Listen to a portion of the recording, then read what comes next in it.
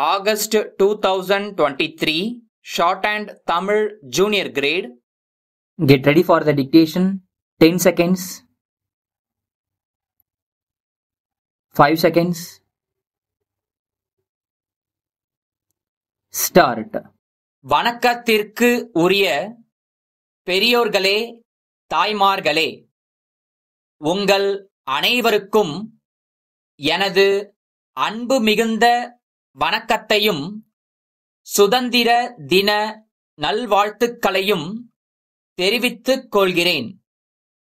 வரலாற்று சிறப்புமிக்க இந்த புனித ஜார்ஜ் கோட்டை கொத்தளத்தில் நம் தாய்த்திரு நாட்டின் மணிக்கொடியை 4வது முறையாக ஏற்றி வைப்பதில் நான் பெருமிதம் அடைகிறேன்.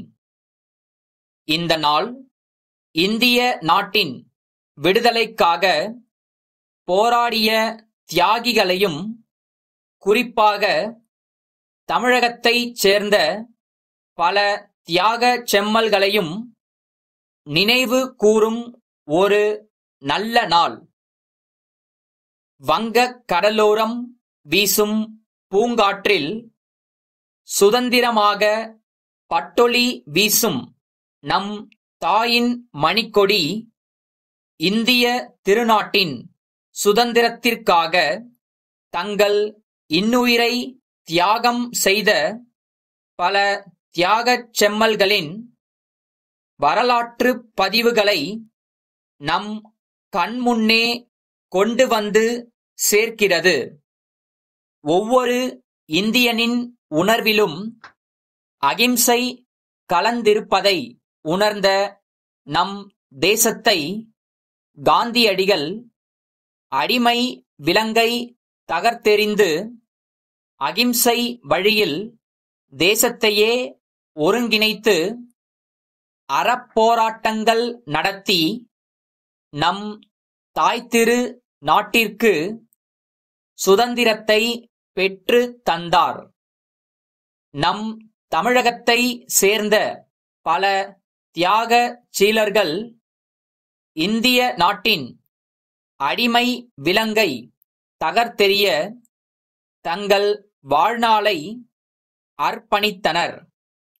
அவர்கள் தங்களுடைய நலனை பற்றி சிறிதும் சிந்திக்காது நாட்டின் விடுதலைக்காகவே தங்கள் வாழ்நாளை தியாகம் செய்தனர். அவர்களின் தியாகங்களை நினைவு கூறும் திருநாள் இந்நாள். எண்ணற்ற தலைவர்களும் கவிஞர்களும் கலைஞர்களும் இந்திய நாட்டின் விடுதலைக்காக எண்ணிலடங்கா தியாகங்களை செய்தும் சுதந்திர உணர்வை பரப்பியும் இன்றும் நமது நாட்டின் அடையாளங்களாக திகழ்ந்து கொண்டிருக்கிறார்கள். சமீபத்தில் நமது எல்லை பகுதியில் அண்டை நாடு ஆக்கிரமிப்பு செய்ய முற்பட்டபோது நாம் இந்தியர் என்ற உணர்வோடு நம் படைக்குப் பின் வலுவாக துணை நின்றோம். இந்திய நாட்டின் விடுதலைக்காக தங்களின் இன்னுயிரை ஈந்த தியாகச் செம்மல்களை சிறப்பிக்கும் வகையில் அவர்களுக்கு வழங்கப்பட்டு வரும் ஓய்வூதியமும் சுதந்திர போராட்ட வீரர்களின் வாரிசுதாரர்களுக்கு வழங்கப்பட்டு வரும் குடும்ப ஓய்வூதியமும் சிறப்பு ஊதியமும் உயர்த்தி வழங்கப்படும் என்பதையும் மகிழ்ச்சியுடன் தெரிவித்துக் கொள்கின்றேன்.